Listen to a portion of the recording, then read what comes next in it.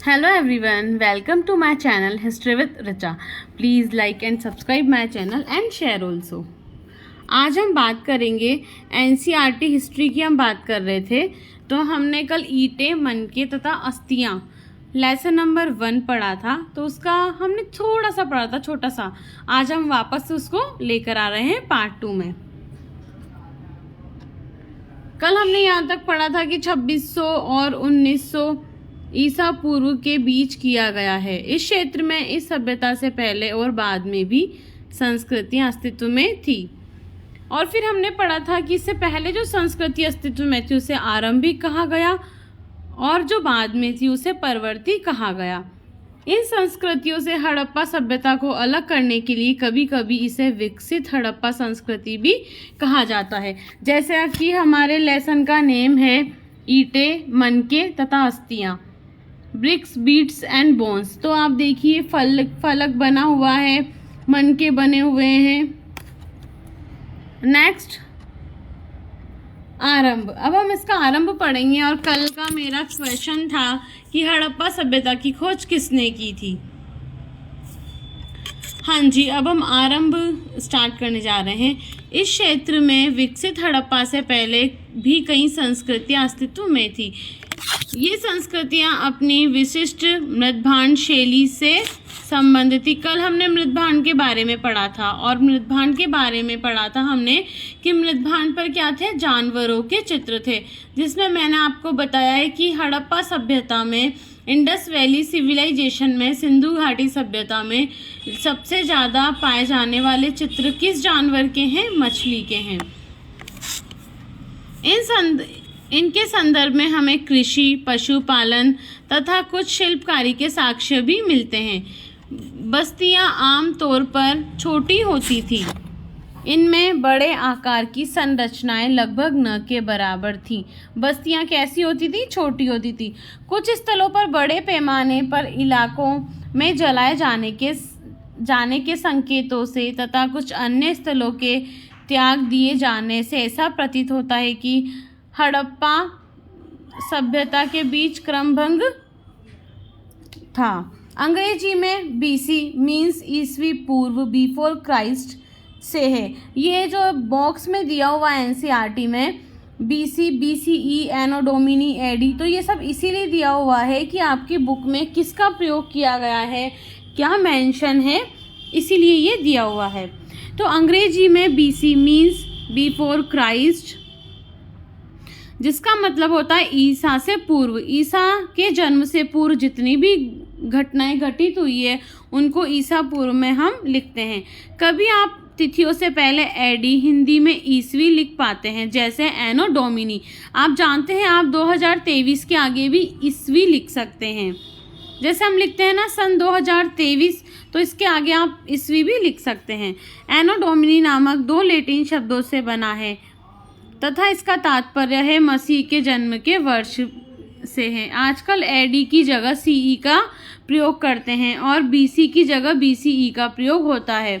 CE अक्षरों का प्रयोग कॉमन एरा तथा बीसीई का बिफोर कॉमन एरा के लिए होता है। हम इन शब्दों का प्रयोग इसलिए करते हैं क्योंकि विश्व की अधिकांश देशों में अब कॉमन एरा का प्रयोग सामान्य हो गया है। कभी कभी अंग्रेजी के बीपी अक्षरों का प्रयोग, जिसका तात्पर्य होता है बिफोर प्रेजेंट। इस पुस्तक में हम बीसीई, इसीलिए इसको यहाँ पे एनसीईआरटी में मेंशन किया है कि हमारी बुक में हम क्या करेंगे, ईसवी पूर्व को बीसी को बीसीई लिखेंगे, बीसीई लिखा हुआ है, और ईसवी पूर्व को सीई के रूप में लिखा गया है।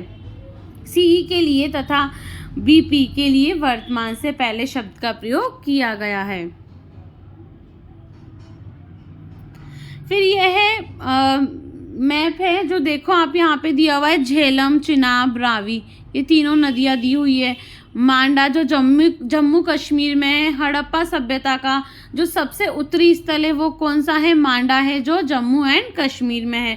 फिर ये मोहनजोदारो, ये जो पाकिस्तान में है, ये सिंध है, ये सतलज आपको यहाँ दिखाई दे रही होगी, ये हड़प्पा है। बनावली जो कि हरियाणा में है, राखीगढ़ी हरियाणा में है, मीठातल हरियाणा में, और ये है कालीबंगा जो हमारे राजस्थान में है। सुतका गैंडोर, ये हड़प्पा सभ्यता का सबसे पश्चिमी स्थल है। यहाँ पे धोलावीरा दिया हुआ है। नागेश्वर और बालकोट की अगर हम बात करें तो हम इसे आगे पढ़ेंगे।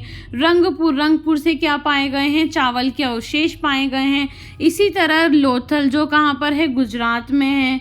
लोथल से बहुत सारी चीज़ें हड़प्पा सभ्यता की हमें मिली है और यहाँ से बंदरगाह के साक्ष्य भी हमें प्राप्त हुए हैं। नेक्स्ट, आरंभिक तथा विकसित हड़प्पा संस्कृति। सिंध और चोलिस्तान, थार रेगिस्तान से लगा हुआ पाकिस्तान का रेगिस्तानी क्षेत्र जिसे चोलिस्तान कहते हैं। बस्तियों की संख्या के संबंध में ये आंकड़े हैं। बस्तियों की कुल संख्या 106 और 239, आरंभिक की 52 और 37, विकसित की 65 और 136। नए स्थलों पर विकसित हड़प्पा बस्तियां 43, 123 और त्याग दिए गए आरंभिक हड़प्पा स्थल 29 और 33। ये थोड़ा सा इम्पोर्टेंट है, 29 और 33। निर्वाह के तरीके, तो वो कैसे हड़प्पा सभ्यता के लोग कैसे जीवन का निर्वाह करते होंगे और आज हम कैसे निर्वाह करते हैं जीवन का, उस तरह से हम इसको पढ़ेंगे कि वहाँ जीवन निर्वाह के तरीके क्या थे। जैसे हमारे जीवन निर्वाह के तरीके क्या है? फ़ोन चलाना। इस तरह से वहाँ के लोग क्या क्या करते होंगे? कृषि करते होंगे, पशुपालन करते होंगे। जैसे हम लोग अभी फ़ोन चलाते हैं, ऐसे वो क्या करते होंगे? इंडोर गेम खेलते होंगे या फिर आउटडोर गेम खेलते होंगे। आपने मानचित्रों में देखा कि होगा कि विकसित हड़प्पा संस्कृति कुछ ऐसे स्थानों पर पनपी जहां पहले आरंभिक हड़प्पा संस्कृतियां अस्तित्व में थी। इन संस्कृतियों में कई तत्व जिन्हें निर्वाह के तरीके शामिल है समान थे। हड़प्पा सभ्यता के निवासी कई प्रकार के पेड़ पौधों से प्राप्त उत्पाद और जानवरों, जिनमें मछली भी शामिल है। देखो ये मछली आ गया, मैंने आपको कल भी बताया था कि सबसे ज़्यादा किसके मिले हैं? मछली के मिले हैं। से प्राप्त भोजन करते थे। जले अनाज के दानों तथा बीजों की खोज से पुरातात्विक आहार संबंधित आदतों के विषय में जानकारी प्राप्त करने में सफल हो पाए हैं। इनका अध्ययन पूरा वनस्पतिज्ञ करते हैं, जो प्राचीन वनस्पति के अध्ययन के विशेषज्ञ होते हैं। हड़प्पा स्थलों से मिले अनाज के दानों में ये इम्पोर्टेंट है, गेहूं, जौ, दाल, सफ़ेद चना, तिल शामिल है। कि हड़प्पा सभ्यता के लोग निम्न में से कौन सी उत्पाद का, कौन से खाद्यान्न का प्रयोग करते थे? तो गेहूं, जौ, दाल, सफ़ेद चना और तिल। हमें चावल के साक्ष्य मिले हैं रंगपुर में, लेकिन हम इसको नहीं मानते कि हड़प्पा सभ्यता में चावल का प्रयोग किया जाता था। ठीक है, हमें साक्ष्य मिला है एक छोटे से, एक तो चावल की भूसी का मिला है और एक छोटे से जले हुए चावल के दाने का, लेकिन हम इसको मानते नहीं हैं कि वहाँ पे चावल को भी खाद्यान्न के रूप में उपयोग करते होंगे। बाजरे के दाने के साक्ष्य गुजरात के स्थलों से प्राप्त हुए हैं। गुजरात में कौन कौन से हड़प्पा सभ्यता की साइट है? तो गुजरात में है धोलावीरा और लोथल। चावल के दाने अपेक्षाकृत कम पाए गए हैं। चावल के दाने पाए तो गए हैं, लेकिन हम उसे इसमें शामिल नहीं करते हैं। हड़प्पा स्थलों से मिली जानवरों की हड्डियों में मवेशियों, भेड़, बकरी, भैंस, सुअर की हड्डियां शामिल है। पुरा प्राणी विज्ञानियों अथवा जीव पुरातत्वविदों द्वारा किए गए अध्ययनों से यह संकेत मिलता है कि ये सभी जानवर पालतू थे। जंगली प्रजातियों जैसे वराह, सुअर, हिरन, घड़ियाल की हड्डियां भी हमें मिली हैं। हम ये नहीं जान पाए कि हड़प्पा निवासी स्वयं इन जानवरों का शिकार करते थे अथवा अन्य आखेटक समुदाय से इनका मांस प्राप्त करते थे। ठीक है, आज तक हम ये नहीं जान पाए कि ये खुद शिकार करते थे या फिर किसी आखेटक समुदाय से ये मांस लेते थे। मछलियों तथा पक्षियों की हड्डियां भी मिली हैं। फिर ये देखो मैप, जो ये मैप है, ये मैप में क्या है? हड़प्पा सभ्यता की साइट्स नहीं दी हुई है। इस मैप में आप देखिए लिखा हुआ है आरंभिक हड़प्पा संस्कृति के क्षेत्र दिए हुए हैं। ये यूजीसी नेट में पूछा जाता है कि निम्न में से कौन सा आरंभिक हड़प्पा का स्थल है? तो दम्ब सादात, और ये हमारी एनसीईआरटी में भी दिया हुआ है। दम्ब सादात, कोट दीजी, सिंध, सीसवल आमरी नाल, ये सब क्या है? ये सब किस आरंभिक हड़प्पा सभ्यता के स्थल हैं। ये बहुत ही इंपॉर्टेंट है, वेरी वेरी इंपॉर्टेंट। कृषि प्रौद्योगिकी। हालांकि अनाज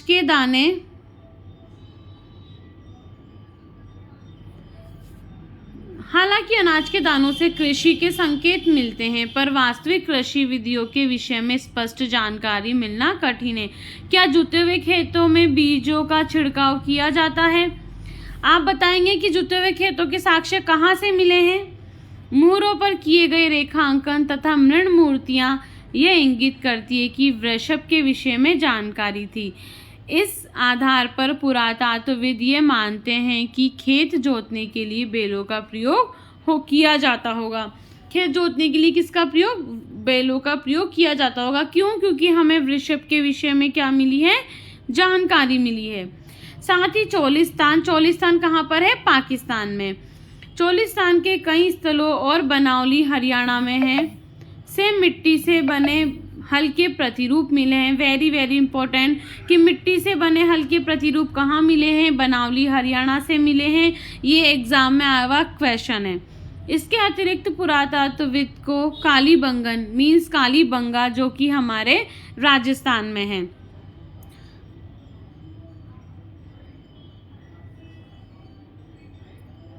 कृषि प्रौद्योगिकी। हालांकि अनाज के दानों से कृषि के संकेत मिलते हैं, पर वास्तविक कृषि विधियों में स्पष्ट जानकारी मिलना कठिन है। हमने पढ़ लिया, यहाँ से पढ़ेंगे हम। बनावली हरियाणा से मिट्टी से बने हल्के प्रतिरूप मिले। ये बहुत इंपॉर्टेंट है, एग्जाम में आया हुआ क्वेश्चन है। नेक्स्ट है, इसके अतिरिक्त पुरातत्वविद को कालीबंगन राजस्थान नामक स्थान पर जुते हुए खेतों के साक्ष्य मिले। ये भी हमें हमेशा एग्जाम में देखने को मिलता है कि जुते हुए हल्के साक्ष्य कहाँ मिले हैं, तो कालीबंगा में मिले हैं जुते हुए खेत के साक्ष्य, जो आरंभिक हड़प्पा स्तरों से संबंध है। इस खेत में हल रेखाओं के दो समूह एक दूसरे को समकोण पर काटते हुए विद्यमान थे, जो दर्शाते हैं कि एक साथ दो अलग अलग फसलें उगाई जाती थी। तो ये कालीबंगा का खेत है, आप देख पा रहे हैं। तो इसमें कैसे मिली है? कालीबंगा के खेत में लाइन एक बार तो इधर से मिली कि इधर से, जैसे इधर चने की खेती की होगी, और फिर इधर जैसे इधर कहीं भी गेहूं या जो ऐसे। तो इस तरह से ये कहना चाह रहे हैं कि दो रेखाएं मिली जो एक दूसरे को क्या करती है? समकोण पर काटती है। हल रेखाओं के दो समूह एक दूसरे को समकोण पर काटते हैं। पुरातत्वविदों ने फसलों की कटाई के लिए प्रयुक्त औजारों को पहचानने का प्रयास किया है। क्या हड़प्पा सभ्यता के लोग लकड़ी के हत्थों में बिठाए गए पत्थर के फलकों का प्रयोग करते थे, या फिर वे धातु के औजारों का प्रयोग करते थे? अधिकांश हड़प्पा स्थल अर्ध शुष्क क्षेत्रों में स्थित है। जैसे कि हम ज्योग्राफी में पढ़ते हैं कि रेगिस्तान हमारा जो थार का मरुस्थल है, और हम राजस्थान के रेफरेंस में ही पढ़ते हैं जो मरुस्थल है उसको दो भागों में बांटा है, शुष्क और अर्ध शुष्क। तो हमारे राजस्थान में भी हमें अवशेष मिले हैं, पाकिस्तान में भी मिले हैं, और मैंने आपको कल बताया था कि कितने देशों में हड़प्पा सभ्यता के अवशेष मिले हैं। तो हड़प्पा सभ्यता के जो अवशेष हैं वो हमें 3 देशों में मिले हैं, भारत, पाकिस्तान और अफगानिस्तान।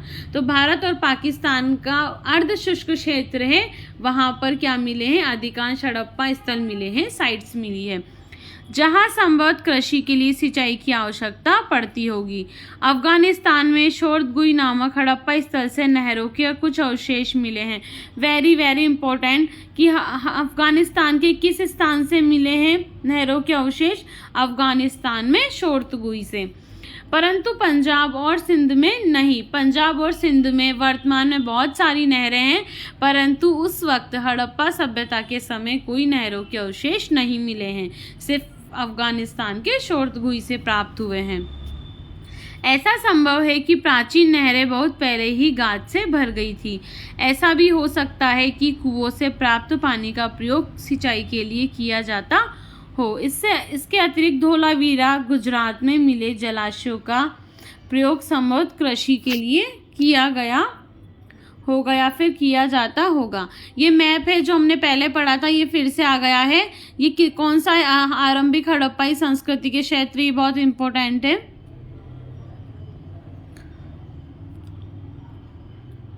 अब हम देख रहे हैं कि पकी मिट्टी से बना वृषभ, ये हड़प्पा सभ्यता से हमें प्राप्त हुआ है। कहाँ से?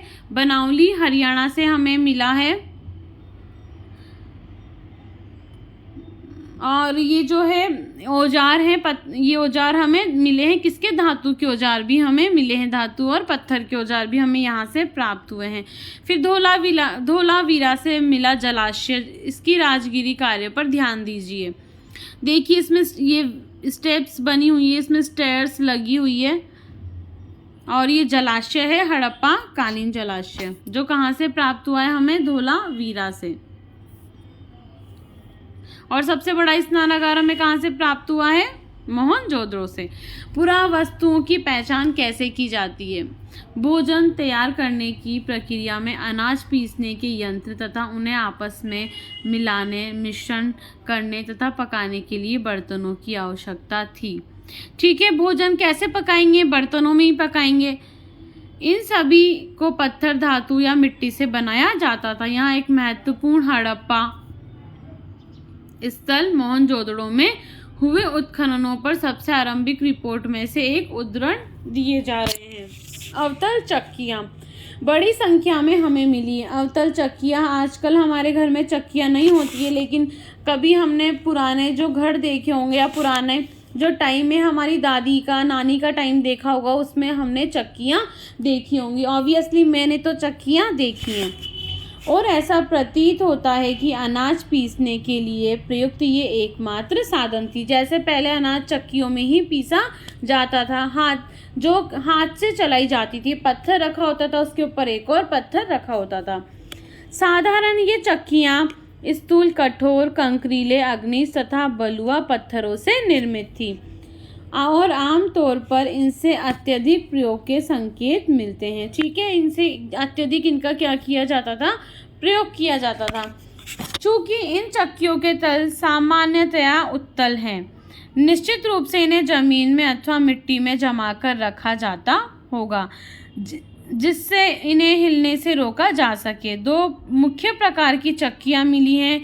एक वह है जिन पर एक दूसरा छोटा पत्थर आगे पीछे चलाया जाता था, जिससे निचला पत्थर खोखला हो गया था। दूसरी वे जिनका प्रयोग संभवतः केवल सालन तरी बनाने के लिए, जड़ी बूटियों तथा मसालों को कूटने के लिए किया जाता होगा। कैसी? दो प्रकार की मिली है। एक में तो क्या अनाज पीसा जाता था, दूसरी में जड़ी बूटियां या फिर मसाले पीसे जाते थे। इन दूसरे प्रकार के पत्थरों को हमारे श्रमिक द्वारा सालन पत्थर का नाम दिया गया है तथा हमारी बावर्ची ने एक ये पत्थर रसोई में प्रयोग के लिए संग्रहालय से उधार मांगा है। ये कौन? अर्नस्ट मेके ने कहा है। दुर्ग। हालांकि अधिकांश दुर्ग हड़प्पा बस्तियों में एक छोटा ऊंचा पश्चिमी तथा एक बड़ा लेकिन निचला पूर्वी भाग है। देखिए, हम दुर्ग के बारे में देखेंगे कि हालांकि अधिकांश हड़प्पा बस्तियों में एक छोटा ऊंचा पश्चिमी तथा एक बड़ा लेकिन निचला पूर्वी भाग है। ठीक है, हड़प्पा सभ्यता में दो भाग पाए गए हैं। एक तो ऊंचा था जो पश्चिम में था, और निचला भाग पाया गया है जो किस दिशा में था? पूर्वी दिशा में था। इस नियोजन में विविधताएं भी हैं। धोलावीरा तथा लोथल गुजरात जैसे स्थलों पर पूरी बस्ती किलेबंद थी तथा शहर के कई हिस्से भी दीवार से घेरकर अलग किए गए थे। लोथल में दुर्ग दीवार से घिरा तो नहीं था, पर कुछ ऊंचाई पर बनाया गया था। अब हम पढ़ेंगे कि दुर्ग किस दिशा में था और प्रजा किस दिशा में रहती होगी, कि बस्तियां किस दिशा में थी।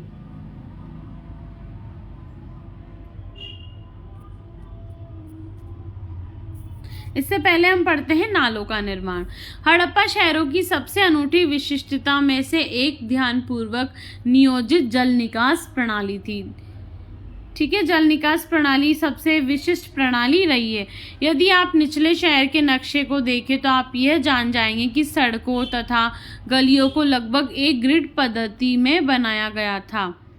ये एक दूसरे को समकोण पर काटती थी। ऐसा प्रतीत होता है कि पहले नालियों के साथ गलियों को बनाया गया था, फिर उनके अगल बगल आवासों का निर्माण किया गया था।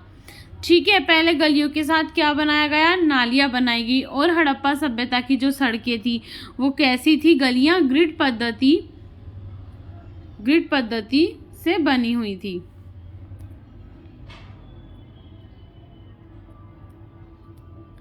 और हड़प्पा सभ्यता की जो सड़कें थी उसको हम जाल पद्धति, ग्रिड पद्धति कहते हैं, जो एक दूसरे को समकोण पर काटती है। और ये इन्हें हम वो ऑक्सफोर्ड पद्धति भी नाम दिया जाता है, इसलिए ऑक्सफोर्ड पैटर्न पर बनी हुई है।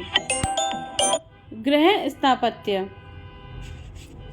मोहनजोदड़ो का निचला शहर आवासीय भवनों के उदाहरण प्रस्तुत करता है। इनमें से कई एक आंगन पर केंद्रित थे जिसके चारों ओर कमरे बने थे। संभवतः आंगन खाना पकाने और कताई करने जैसी गतिविधियों का केंद्र था। खास तौर पर गर्म और शुष्क मौसम में यहाँ का एक अन्य रोचक पहलू लोगों द्वारा अपनी एकांतता को दिया जाने वाला महत्व था कि उनके घर इस तरह से बने हुए थे कि वो क्या थे? एकांत प्रिय थे। तो सिंधु घाटी सभ्यता के लोग कैसे माने जाते हैं? एकांत प्रिय माने जाते हैं। और उनके घरों में आंगन हुआ करता था, चारों ओर कमरे हुए करते थे।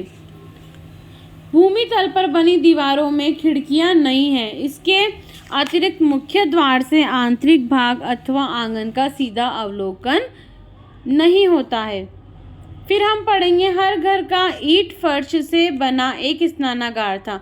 ठीक है, हर घर में क्या था? ईंट से बना स्नानागार होता था जिसकी नालियां दीवार के माध्यम से सड़क की नालियों से जुड़ी हुई थी।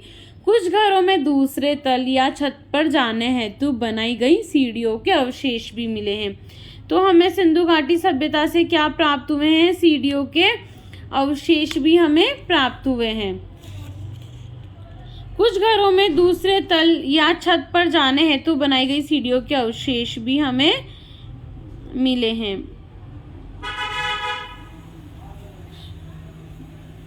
कई आवासों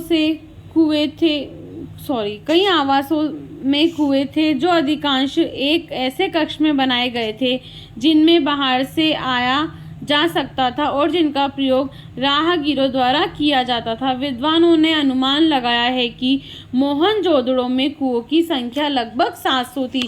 ये बहुत ही इम्पोर्टेंट क्वेश्चन है कि मोहनजोदड़ो में कुओं की संख्या कितनी थी? लगभग 700 थी।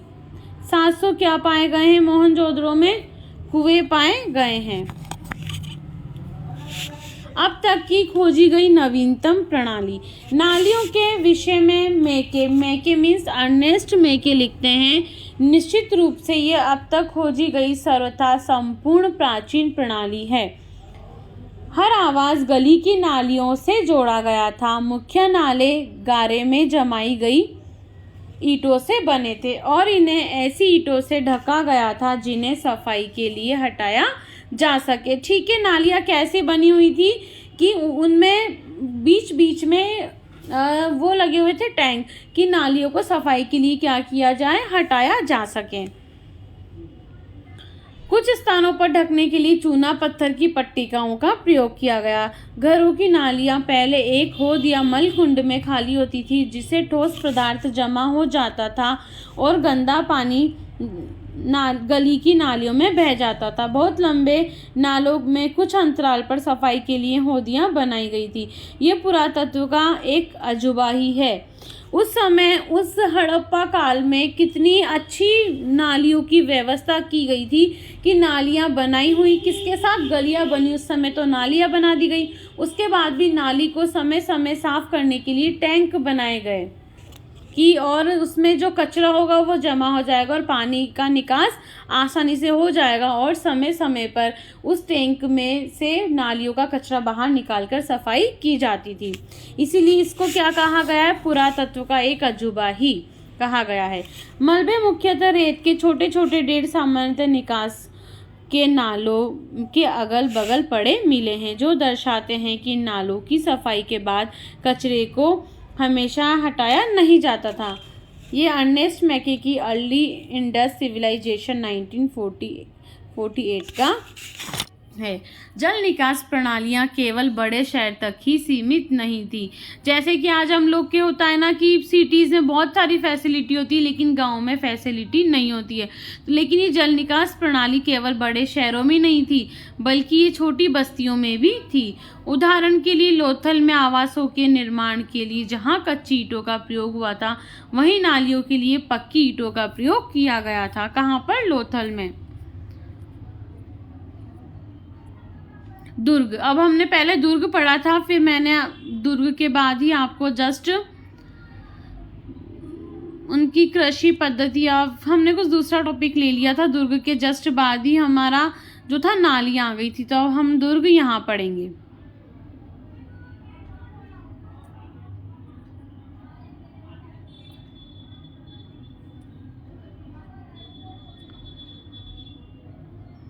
गृह स्थापत्य हो गया दुर्ग। दुर्ग पर हमें ऐसी संरचनाओं के साक्ष्य मिलते हैं जिनका प्रयोग संभवतः विशिष्ट सार्वजनिक प्रयोजन के लिए किया जाता था। ठीक है, दुर्ग में ऐसी संरचनाएं मिली है जिनका प्रयोग क्या होता था? किसी सार्वजनिक प्रयोजन के लिए किया जाता था।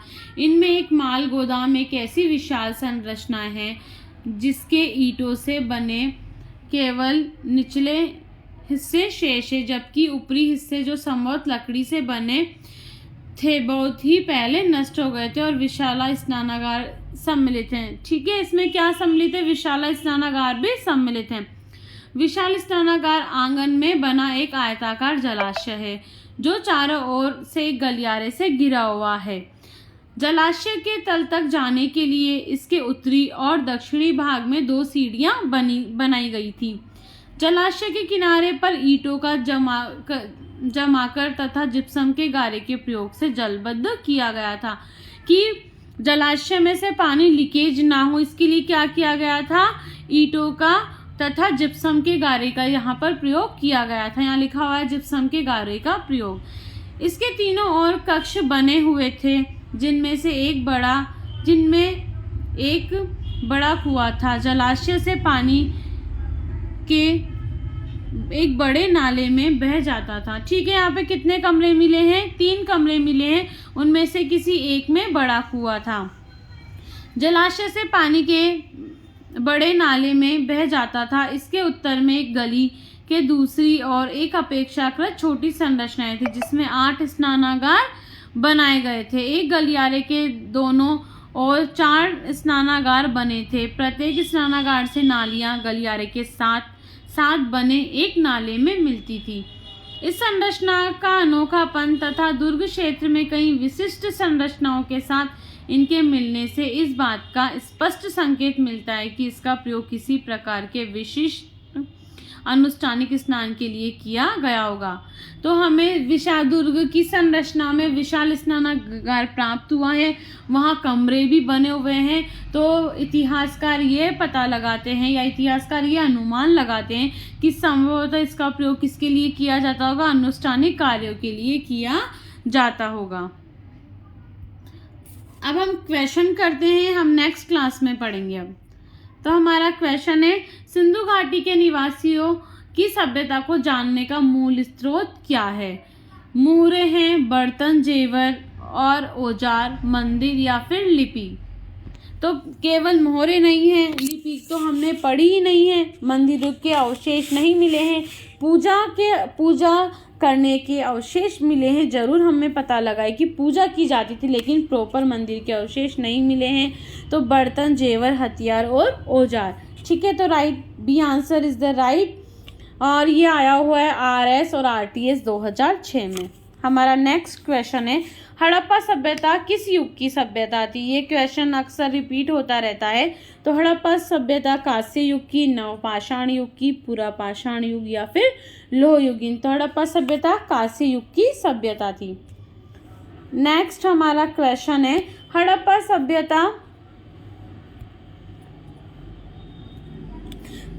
सभ्यता या सिंधु घाटी सभ्यता के लिए मेसोपोटामिया रिकॉर्डों में किस शब्द का प्रयोग किया गया था। इसको हम आगे पढ़ेंगे, एनसीईआरटी में ही लेसन नंबर 1 में दिया हुआ है। दिलमुन था, मेलुहा था, मैगन था या फेलका था। ये पिलियुन नहीं है, ये दिलमुन है। और तो इसका आंसर क्या होगा, इसका आंसर मेलुहा होगा। ठीक है, B is the right answer. वहाँ पर क्या मिला है, मेलुहा मिला है। नेक्स्ट हमारा क्वेश्चन है, हड़प्पा सभ्यता की जानकारी का प्रमुख स्रोत है। तो शिलालेख है, नहीं शिलालेख नहीं है। पकी मिट्टी की मोहरों का अंकित लेख है, बिल्कुल नहीं है, क्योंकि वहाँ पे पकी हुई मोहरें तो हमें प्राप्त हुई, उसमें लिपि भी है और चिन्ह भी है, लेकिन उससे आज तक हमने नहीं पढ़ा है। तो पुरातात्विक खुदाई, आंसर इज द सी। पुरातात्विक खुदाई से हमें हड़प्पा सभ्यता की जानकारियाँ प्राप्त होती है। और मैंने आपको क्वेश्चन दिया था कि हड़प्पा सभ्यता की खोज किसने की थी, तो इसका आंसर है हड़प्पा सभ्यता की खोज 1921 में दयाराम सहानी ने की थी। जो हड़प्पा कहाँ है, वर्तमान में हड़प्पा पाकिस्तान में है। हम नेक्स्ट क्लास में मिलेंगे चैप्टर नंबर 1 के साथ ही। ईंटें, मनके तथा अस्थियां हम पार्ट 3 लेकर आएंगे। तब तक के लिए bye bye. Please like and subscribe my channel and share also. Thank you.